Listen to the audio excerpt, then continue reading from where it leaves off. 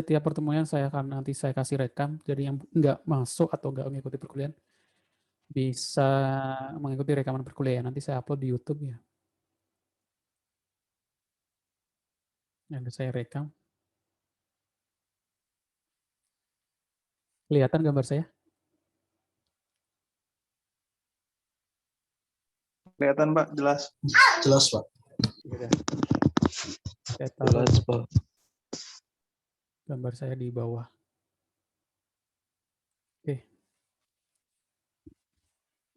Oke, saya lanjut ke kontrak kuliah ya. Nah, kontrak kuliah ini kalian bisa kasih masukan, mungkin ada yang masukan. Jadi seperti ini. Kalian sebenarnya bisa ngitung nilai akhir kalian dari sekarang ya, maksudnya.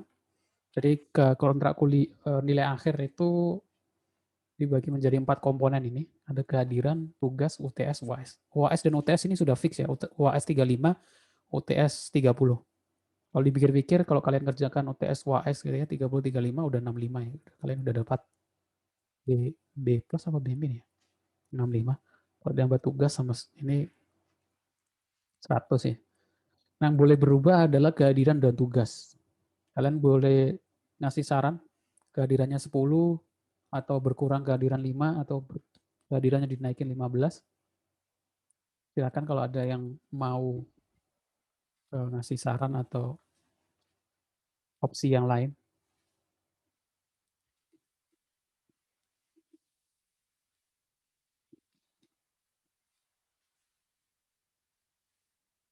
Nggak ada?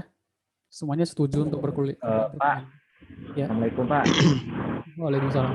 Perkenalkan nama saya Abdul ini Pak. Saya mau ngasih saran Pak untuk kehadirannya kira-kira bisa 5% aja nggak Pak? Jadi tugasnya jadi 30% Pak.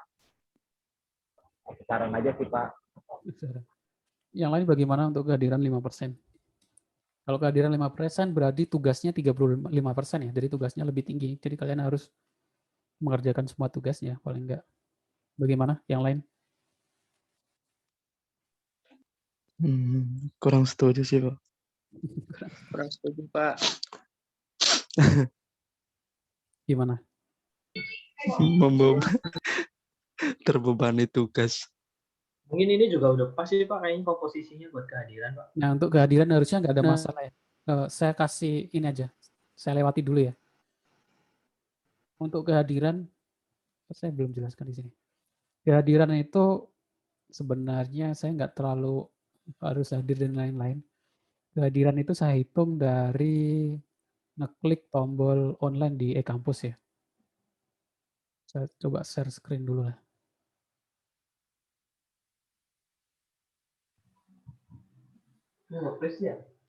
Kehadiran itu saya hitung dari kalian klik tombol online di e-kampus ya.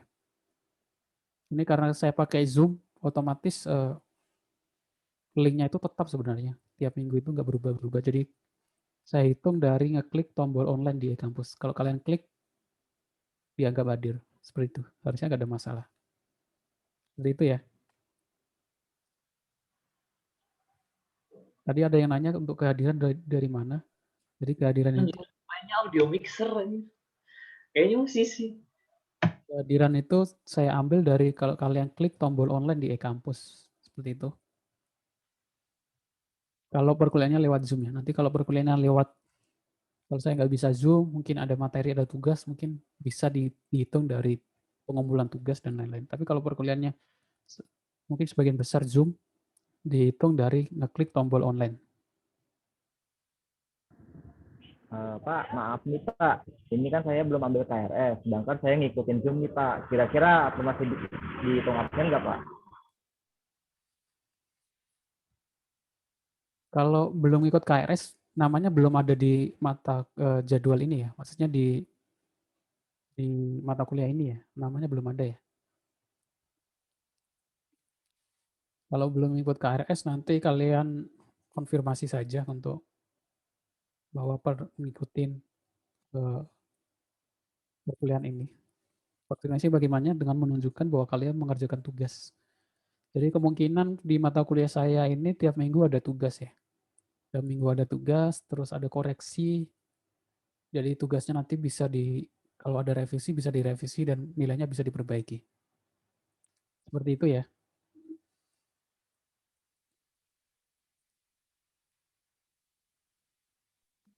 Oke, Pak. Nah, untuk pengumpulan tugasnya saya kasih caranya mungkin agak beda. Saya nggak menggunakan e-kampus ya untuk pengumpulan tugasnya karena saya kira mengumpulkan tugas e-kampus agak rumit ya karena kalian harus login dulu ke e-kampus. Kalian harus milih mata kuliah yang ingin kalian kumpulkan, terus kalian klik pertemuannya, harusan klik pengumpulan gitu ya, agak lama. Terus saya juga ngoreksinya agak lama, harus login dulu, lihat satu-satu dulu, maksudnya kadang nggak bisa dilihat, harus di-download dulu. Oh iya, izin kerja. Kalau mau izin silakan, kalau untuk kehadiran, kalau sudah klik online di e-kampus ya, sudah dianggap hadir ya. Nah, untuk pengumpulan tugasnya, nanti kalian yang izin kerja bisa lihat rekaman perkuliahannya biar nggak ketinggalan informasi ya, termasuk tugasnya. Nah, untuk pengumpulan tugas itu saya menggunakan Google Drive ya. Jadi kalian buat folder di Google Drive tugas gitu ya. Terus kalian jangan lupa dirubah hak aksesnya ke siapa saja yang dapat link, ya di sini biar saya bisa akses. Nanti yang dikumpulkan itu nanti saya buat pengumpulan tugas pakai Google Form, name, nama, terus link tugas kalian, file tugas kalian. Jadi saya tinggal klik langsung kebuka. Itu menurut saya lebih mudah untuk koreksi. Jadi untuk pengumpulan tugasnya lewat Google Drive. Kalau tugasnya itu dalam bentuk pengumpulan file ya, atau bisa dalam bentuk PDF atau Word.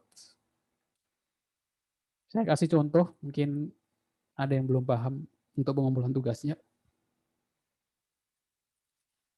Saya kasih contoh, kalian buka Google Drive. Pokoknya saya buka Drive di sini. Kalian buat folder mata kuliah kalian, sebenarnya di sistem basis data 19B2, terus kalian buat folder tugas.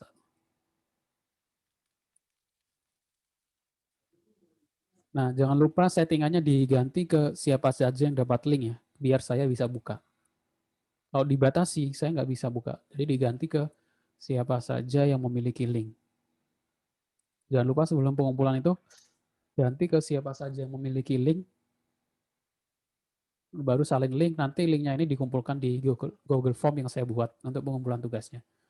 Jadi nanti saya kira lebih mudah karena kalau ketika kalian mengumpulkan dengan link seperti ini, saya tinggal copy linknya gitu kan, tinggal saya buka gitu ya, langsung kebuka, bentar, dibatasi, ganti ke siapa saja yang memiliki link. Saya bisa langsung melihat tugasnya gitu ya. Ini karena folder ya. Contohnya kalau saya buat Google dokumen,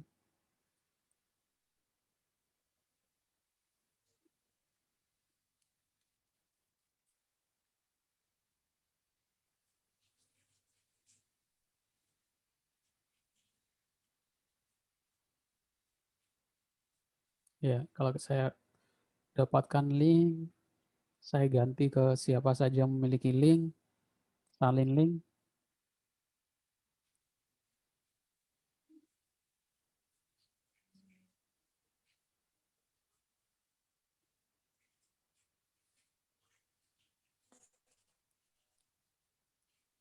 Saya tinggal klik linknya, saya sudah langsung bisa buka tugas kalian ya. Dibandingkan kalau saya ngumpulkan dari e-kampus, kalau kalian ngumpulkan dari e-kampus itu lebih rumit ya. Seperti itu. Itu untuk pengumpulan tugasnya. Terus untuk aturan perkuliahannya seperti ini.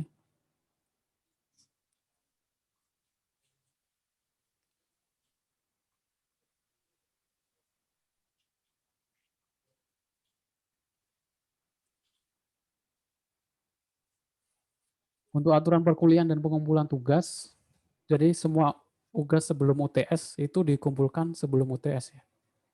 Jadi harusnya nggak ada masalah tentang kok banyak UTS-nya.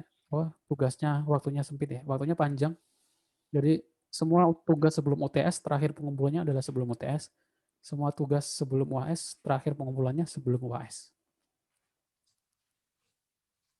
Nah, setiap tugas nanti akan saya koreksi langsung. Terus kalau ada revisi dan lain-lain kalian bisa cek di booth WhatsApp ya. Jadi saya sudah buat booth WhatsApp. Makanya kalian daftarkan dulu nomornya. Jadi saya kasih contoh untuk booth WhatsApp-nya ya. Booth WhatsApp itu kalian bisa ngecek nilai dan kehadiran. Saya kasih contoh. Kalau yang tadi udah dapat WhatsApp dari booth tentang perkuliahan itu nomor booth WhatsApp-nya. Di situ kalian bisa ngecek nanti tugas tiap minggu dan kehadiran ya. Contohnya untuk ngecek nilai itu kalian tulis nilai, tapi ini nomornya harus didaftarkan dulu.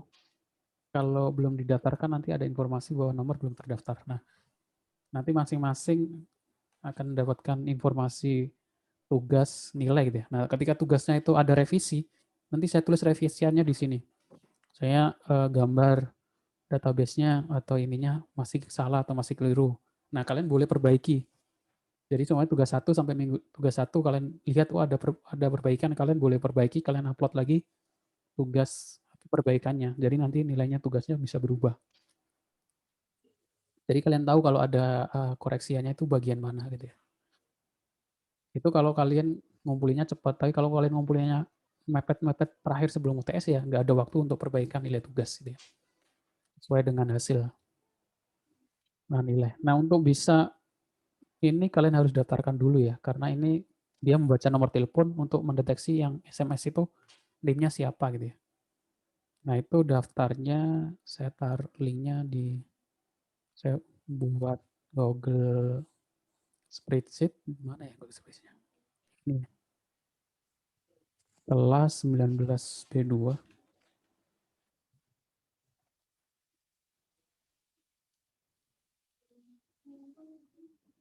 Karena saya belum punya datanya, jadi saya kosongin di sini.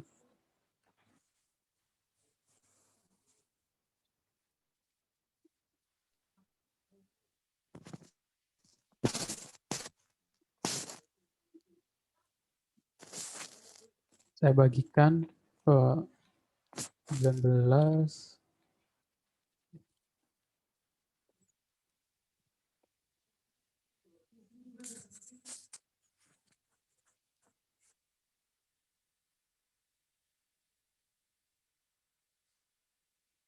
Saya kirim di ini ya grup untuk pendaftaran nomor WhatsApp-nya.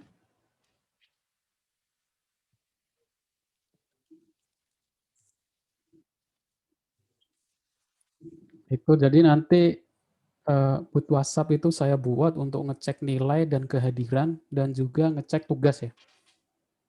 Saya belum buat untuk yang 19B2, tapi kalau 19B1 saya sudah buat untuk ngecek tugasnya, keywordnya pakai nama kelas 19B1 ya. Kalau tugas ini nggak perlu daftar ya, karena dia umum ya. Jadi karena nanti 19B1 nanti ada link tugas, rekaman perkuliahan, nanti ada balasannya di sini. Tapi karena saya belum buat, nanti saya buat setelah perkuliahan ini. Kalian bisa tulis 19B2, nanti akan ada link tugas dan lain-lain. Tapi untuk nilainya kalian pakai kunci nilai. Pembacanya 19B1. Nanti saya perbaiki.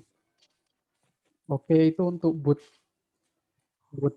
nilai kehadiran. Kenapa saya buat seperti itu? Untuk mengetahui kalau jadi kemungkinan setiap minggu saya langsung koreksi tugasnya. Kalau ada revisi kalian bisa lihat, kalian bisa perbaiki ya. Jadi saya buat seperti itu karena untuk kalian bisa paham kalau ada yang belum paham itu bagian mana gitu ya. Kalau kalian mengumpulkan tugas terus nggak ada feedbacknya itu kan kalian nggak tahu sebenarnya tugas saya itu benar atau salah sih. Terus kalau salah bagian mana, kalau benar bagian mana. Makanya saya buat ini untuk biar lebih mudah memantau tugas dan lain-lain. Oke, sampai sini mungkin ada yang mau ditanyakan.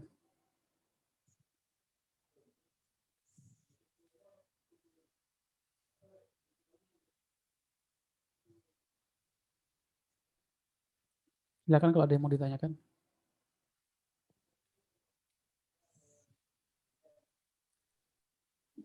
Assalamualaikum Pak. Waalaikumsalam. Kalau yang sudah dapat botnya, apa perlu pengisi lagi Pak?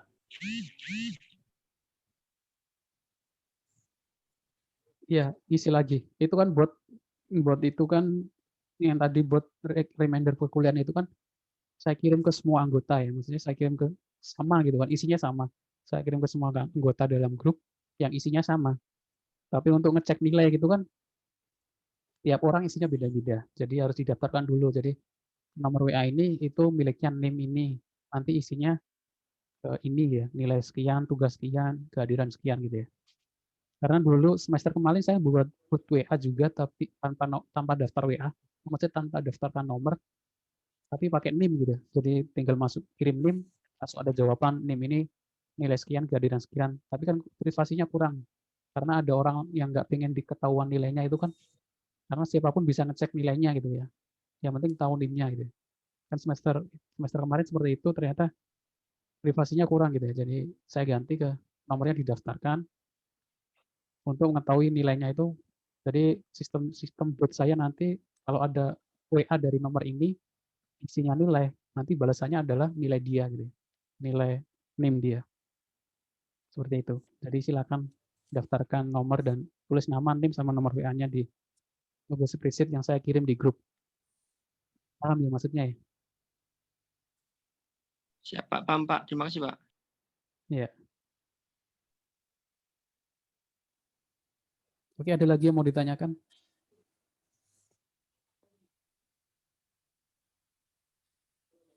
Ingat ya, kalau saya kemungkinan setiap pertemuan saya ada tugas untuk memaksa kalian sebenarnya paham nggak materi yang saya ajarkan itu ya, termasuk sekaligus praktek gitu ya. Kemungkinan di mata kuliah ini langsung ke implementasi sistem ya, walaupun semester 4 saya harap sudah, ya nggak apa-apa harus langsung ke sistem ya.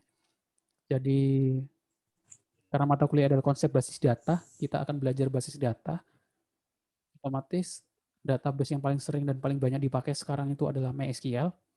Kalau dalam SAM itu ada MariaDB, benar sama. Jadi kalian akan nanti belajar SQL-nya dulu dasarnya, bagaimana menampilkan data dan lain-lain. Habis itu koneksi SQL dengan PHP ya, karena itu ya menurut saya yang paling mudah dan untuk pemahaman kalian itu koneksi SQL dengan PHP, bagaimana menampilkan database ke web browser, sampai nanti kalian masing-masing buat sistem ya. Jadi kalian pikirkan dari sekarang studi kasusnya apa, dan nggak boleh berubah. Sebenarnya saya pengen buat sistem ketersediaan bed di dalam rumah sakit gitu ya. Jadi biasanya kalau kalian buat sistem antrian gitu ya. Jadi nanti mungkin di pertemuan minggu depan tugasnya adalah menentukan studi kasus yang akan kalian buat. Habis itu dibuat dari awal nama database-nya, nanti di akhir di UAS masing-masing proyeknya sudah jalan ya. Sistemnya dan implementasi database-nya. Nggak susah ya, kalau kita akan belajar semuanya dari awal karena saya anggap semuanya masih awam ya.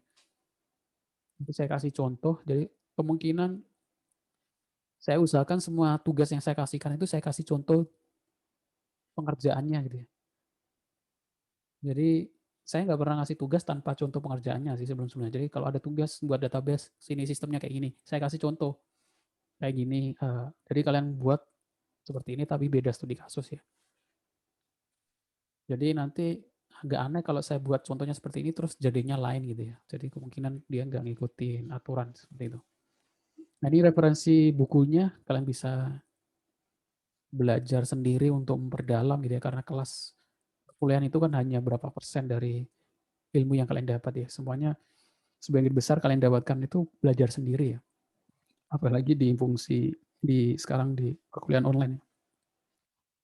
Kalau kalian tanya ke orang-orang yang maksudnya yang sudah paham, yang ahli dalam bidang IT, walaupun kuliahnya di ITB dan lain-lain, di UI gitu ya, di kampus-kampus besar, kalau kalian tanya ke mereka berapa persen ilmu yang didapat di kelas, mungkin jawabnya cuma 10-15% ya. Sisanya dia pelajari sendiri, dia ngoprek sendiri, fokus sendiri, belajar sendiri ya, di luar kelas ya. Kalau mengandalkan di kelas saya kira nggak cukup. Jadi kalian bisa prosesnya itu ya belajar dan coba-coba itu ya. Salah satu caranya ya dengan cari referensi buku, diimplementasikan, dicoba-coba, dan lain sebagainya. Seperti itu. Oke.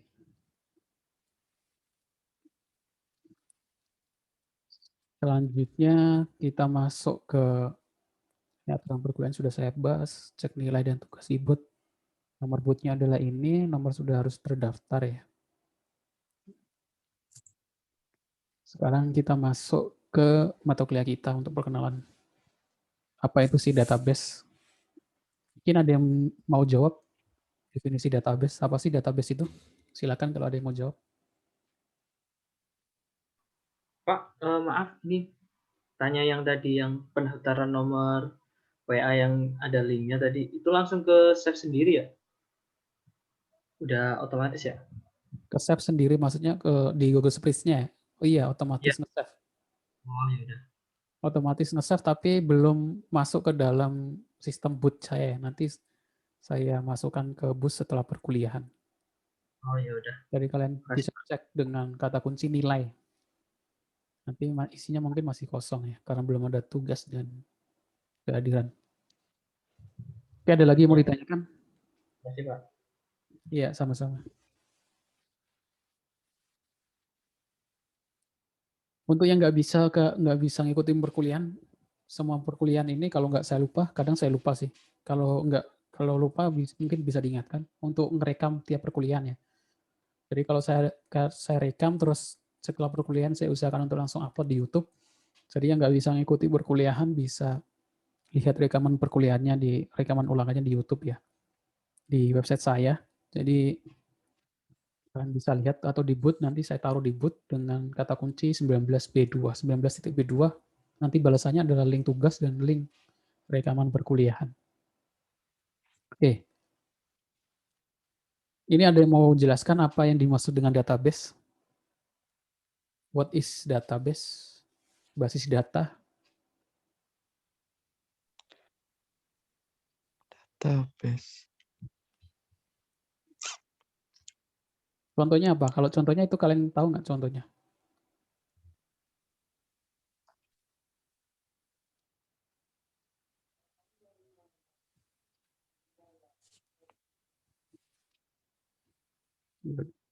Saya langsung ke selanjutnya saja ya. Kalian bisa cari definisi database itu, tapi kan nggak mungkin saya tanyakan di UAS ya, apa sih definisi database. Itu bisa macam-macam ya. Kalian bisa jelaskan sendiri-sendiri kalau kalian sudah praktek. Jadi langsung ke tujuan sistem basis data. Tujuannya itu apa sih? Jadi kenapa kita buat basis data itu, sistem basis data? Kalau dulu orang buat ya alasan utamanya biar lebih mudah ya, lebih mudah, lebih ringkas. Itu alasan umum utamanya. Contoh saja kalau kalian biasanya kalau di kelas ada iuran gitu ya, ada iuran kelas gitu kan. Otomatis kan kalian simpan di kertas gitu ya. Kalian di kertas itu kan otomatis lebih rumit karena kertasnya bisa hilang. Kemungkinan bisa salah nulis gitu kan. Ada yang belum daftar tapi kedaftar gitu kan.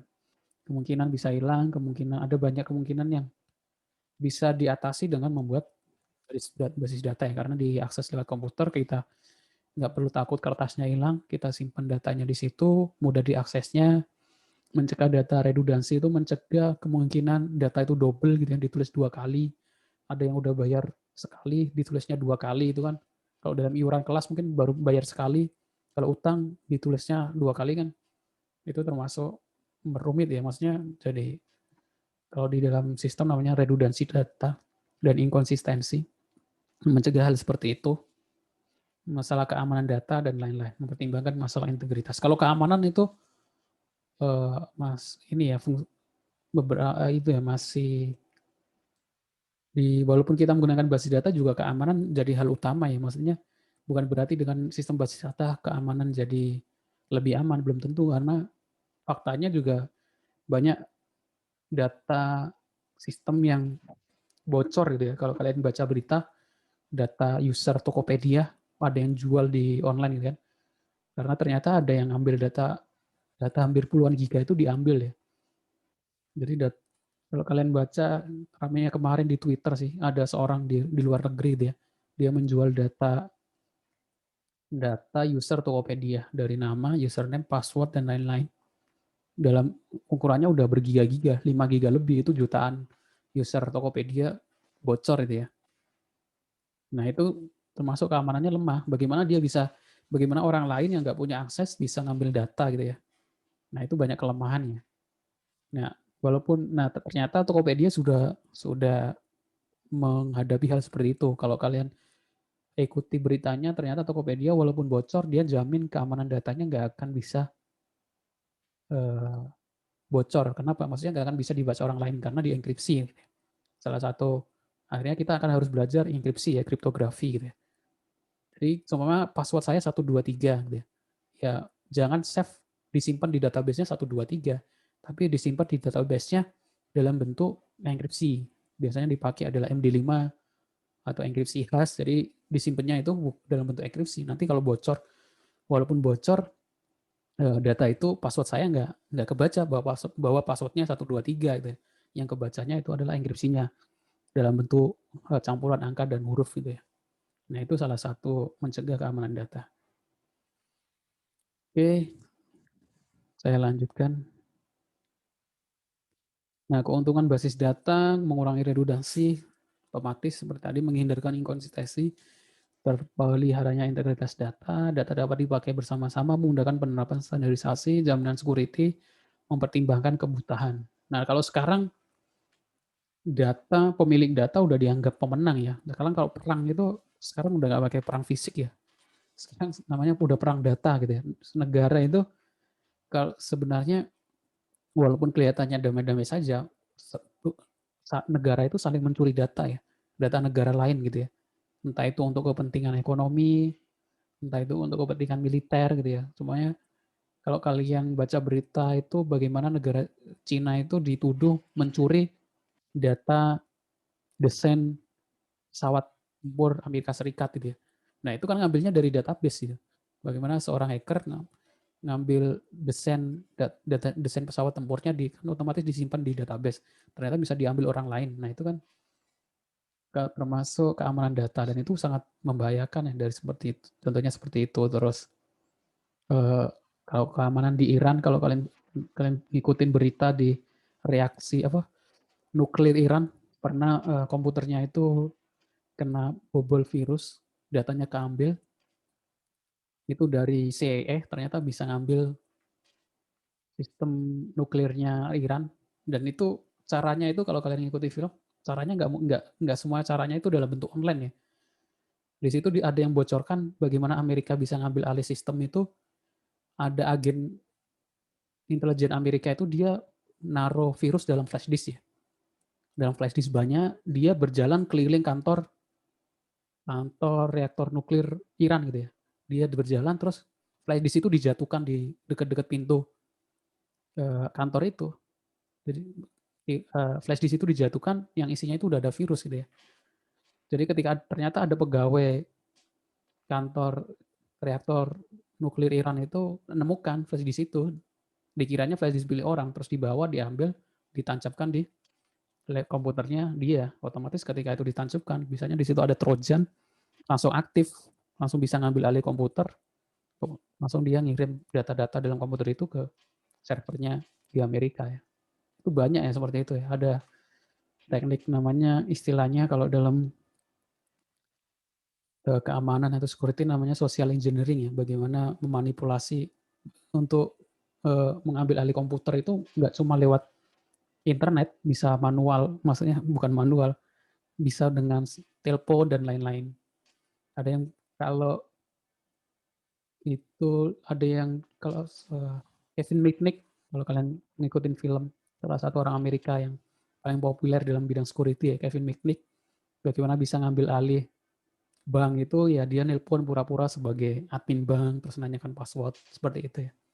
Itu banyak cara keamanan dan itu harus sebagai seorang IT harus paham teknik-teknik seperti itu untuk mencegah biar tidak terjadi.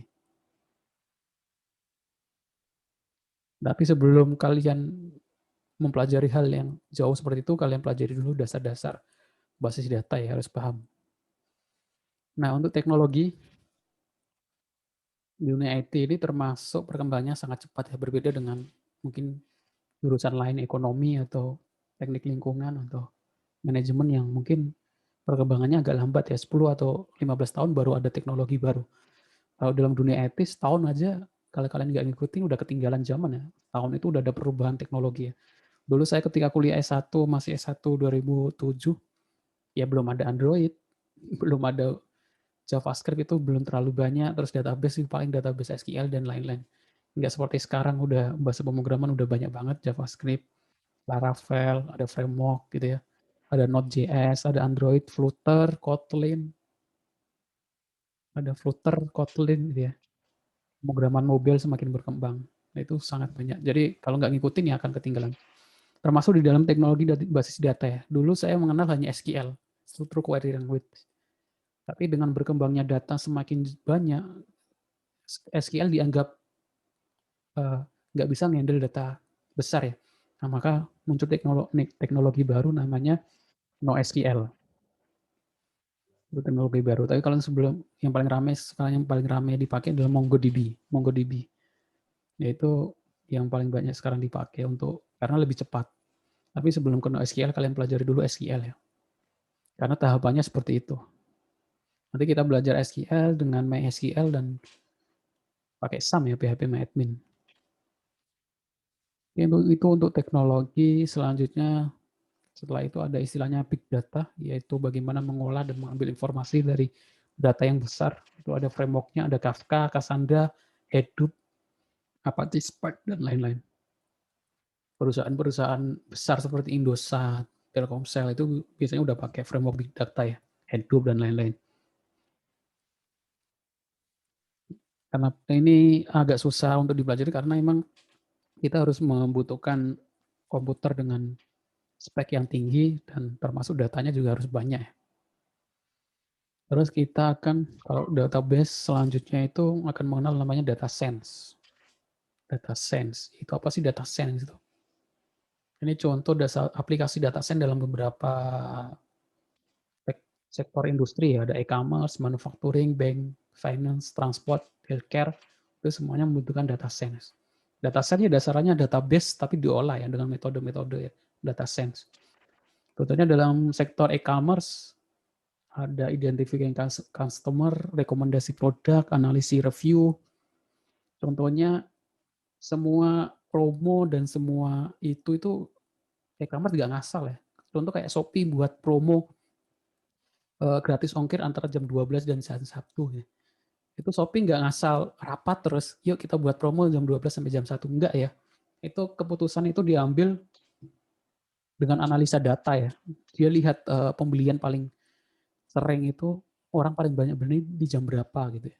Oh ternyata di jam 12 sampai jam 1, jam istirahat, jam makan. Orang kan nggak ada, jarang orang beli jam 9, jam 10 pagi lagi kerja kan. Makanya Shopee buat keputusan itu ya sesuai dengan data, analisa data. Promo jam 12 sampai jam 1. Terus rekomendasi produk.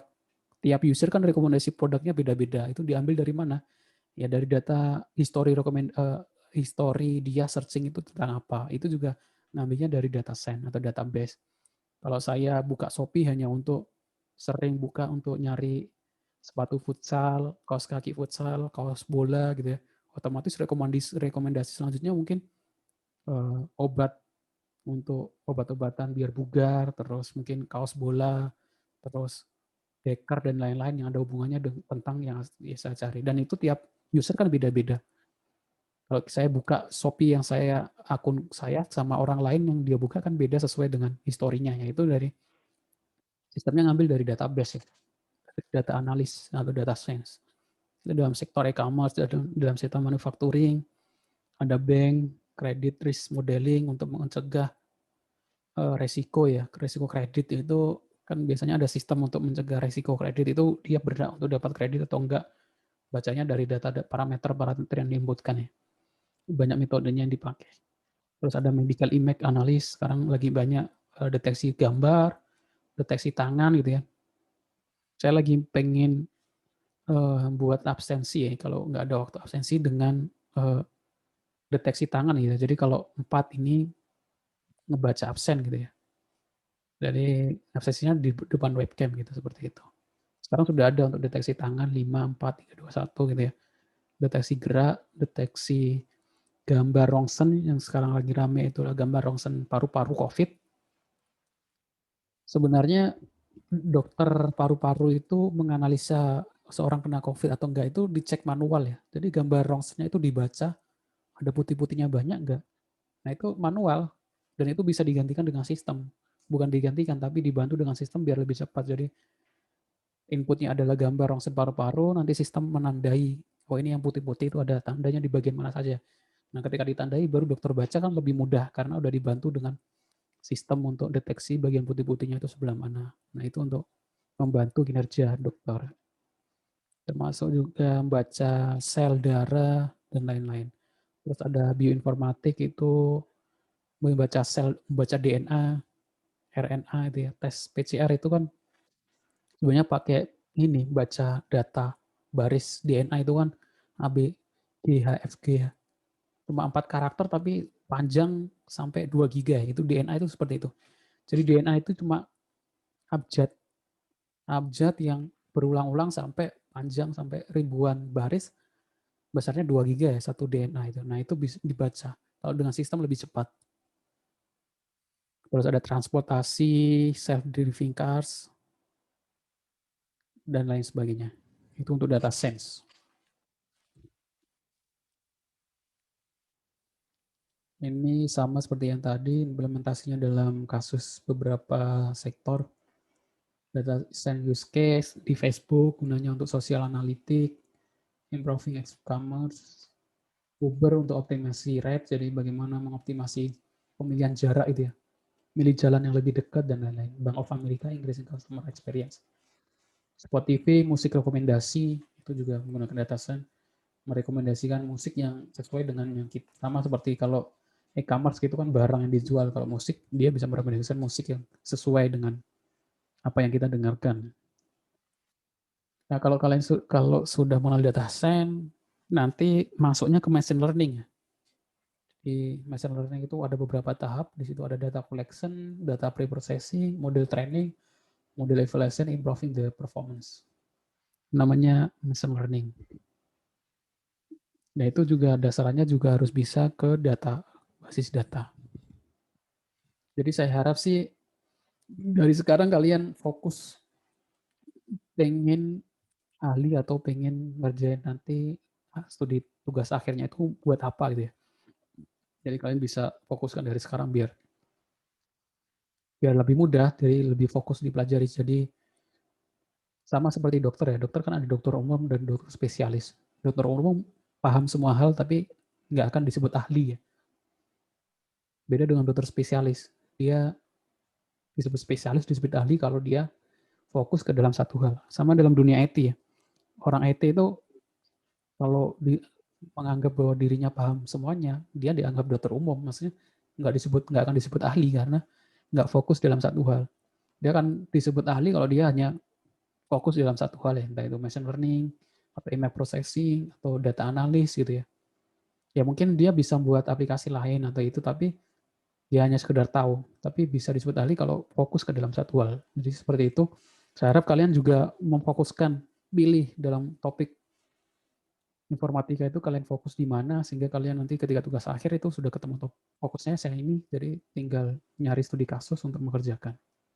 Dan kalian pelajari dulu, kalau saya pengen fokus ke machine learning itu, apa saja yang harus saya pelajari, kalau pengen fokus ke image processing, apa saja yang ingin saya pelajari, kalau ke data analis, sentimen, dan lain-lain, apa saja yang harus dipelajari, dipersiapkan dari sekarang.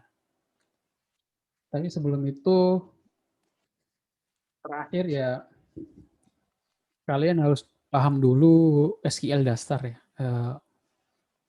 Database dasar itu ya otomatis harus mengenal SQL, struktur querying language atau bahasa pemrograman yang dipakai dalam database.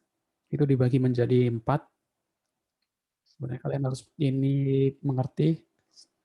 Kalau sudah paham tentang 4 metode ini, harusnya nggak ada masalah tentang SQL ya. Ada DDL, Data Definition Language, create tabel, alter tabel, itu create itu untuk buat tabel, alter itu edit, drop, untuk delete, truncate itu untuk truncate itu menghapus ya. Ada rename untuk edit, rename itu nggak ganti tabel, ganti nama.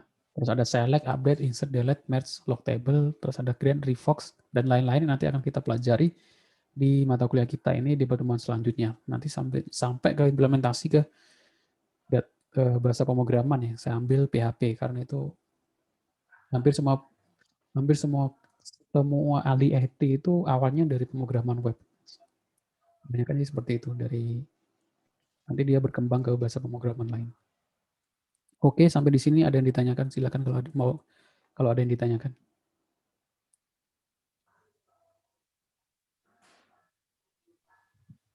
Oh. Pak, ini nanti materinya diupload di kampus ya? Materinya saya upload saya jelaskan, bentar, saya buat boot dulu. Saya udah buat website ya, saya sudah buat website untuk mata kuliah saya. Saya share screen dulu. Saya nggak sempat upload di e-kampus. Jadi saya udah buat website. Kelihatan browser saya kelihatan.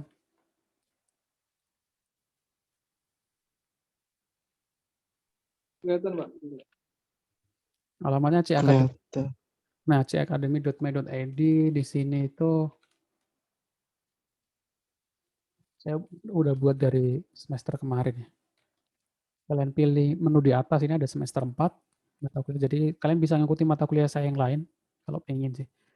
Di sini ada sistem basis data, kalian semester 4 ya. Nah, ada sistem basis data B1 sama B2, pilih B2. Nanti ada pertemuan minggu ke-1, isinya adalah materi PPT, rekaman perkuliahan, dan tugas 1. Sekalian saya bahas tugasnya ya, tugas hari ini. Jadi kalau materi PPT itu, nanti kalian bisa download materi PPT-nya di sini. Terus untuk rekaman perkuliahan, nanti saya taruh di sini. Kalau sudah selesai kuliah, terus saya upload di YouTube, saya taruh linknya di sini. Nah, untuk tugas 1, ini tugas satunya. Tugas satunya di sini, yaitu sistem basis data, NIM. Saya hanya pengen tahu saja buat apa yang ingin dipelajari ya. Tulis NIM, nama, apa yang ingin Anda pelajari. Ini juga, walaupun tugas seperti ini, nanti tetap ada nilainya. Nanti kalau saya anggap semuanya nilainya 80 lah. Semuanya yang mengumpulkan nilainya 80. Kalau nggak mengumpulkan ya nggak ada nilainya. Ini tugas 1, kalian taruh di sini. Name, nama, apa yang ingin Anda pelajari di mata kuliah. Karena ini nggak ada pengumpulan file, jadi nggak ada upload ya. Tapi kalau nanti ada tugas 2, terus filenya yang kalian upload, nanti terakhir di bawah ini adalah link file kalian ya, link file Google Drive kalian. Ya, ada lagi yang mau ditanyakan? Saya buat WhatsApp dulu untuk link sama yang lain. Kalau ada yang mau ditanyakan silakan.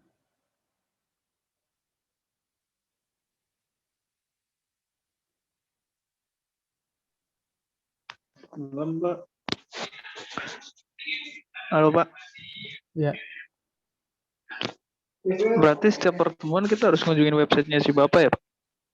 setiap pertemuan harus Ngunjungin website Bapak. mantengin.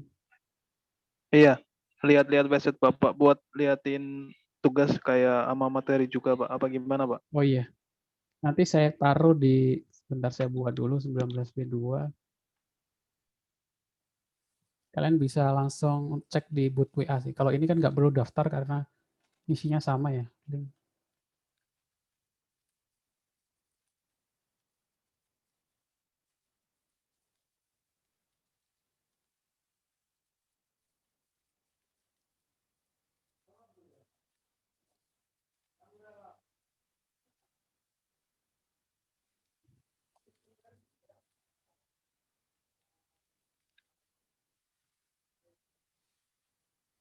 Kalian bisa cek, saya buka WhatsApp dulu. dengan keywordnya adalah 19B2 ya. Kecil semua, nanti akan ada balasan link tugas sama link materi. Saya kasih contoh. Di sini saya tulis 19B2. Pakai titik 19 titik.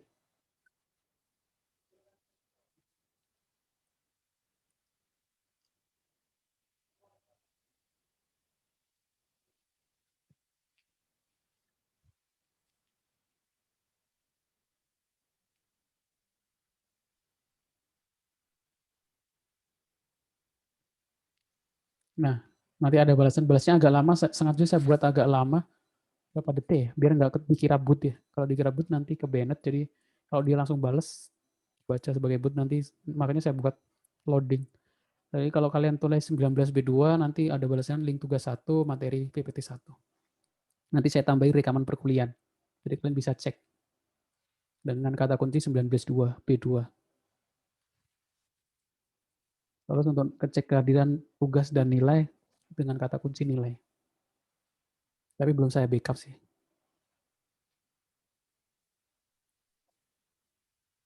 Seperti itu. Oke, ada lagi mau ditanyakan?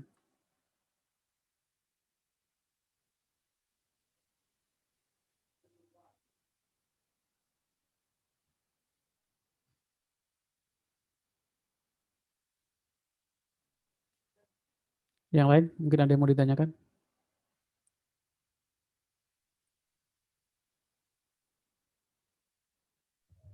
Channel YouTube-nya apa, Pak? Oh, channel YouTube-nya. Belum saya upload. Kalau channel YouTube-nya Kode Aflah TV. Kode Aflah TV. Oke, Pak.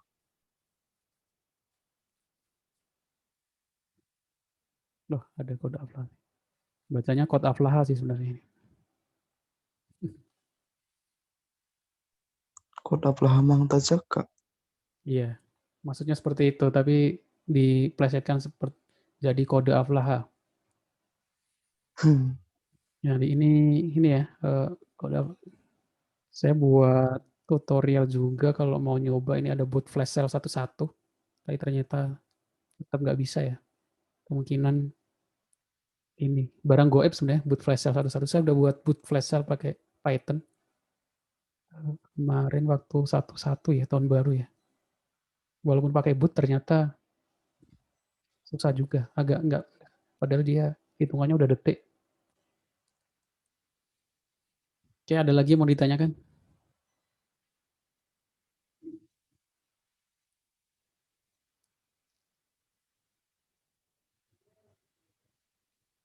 Jangan lupa daftarkan nomornya ya, nomor di 19B2. Saya kirim di WhatsApp aja link pendaftarannya.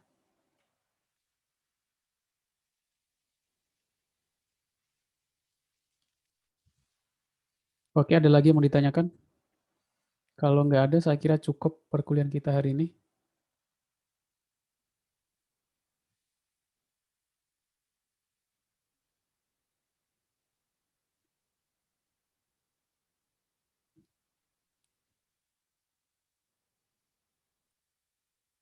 Nggak ada lagi yang ditanyakan. Kalau nggak ada, saya cukupkan perkuliahan kita hari ini.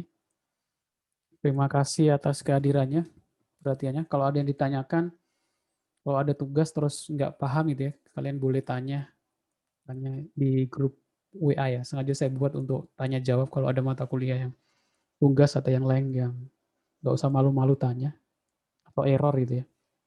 Nanti kita bahas bareng-bareng. Saya kira cukup Iya. untuk perkuliahan kita perdana hari ini. Yang untuk kehadiran dari klik online ya. Jadi kalau yang dapat link dari ngekliknya dari tempat lain itu nggak kebaca hadir. Jadi diusahakan ngeklik dari e-kampus. Ngeklik saja itu ya. Itu udah kebaca hadir. Oke, terima kasih atas kehadirannya, perhatiannya. Saya tutup. Saya akhiri. Assalamualaikum warahmatullahi wabarakatuh. Waalaikumsalam warahmatullahi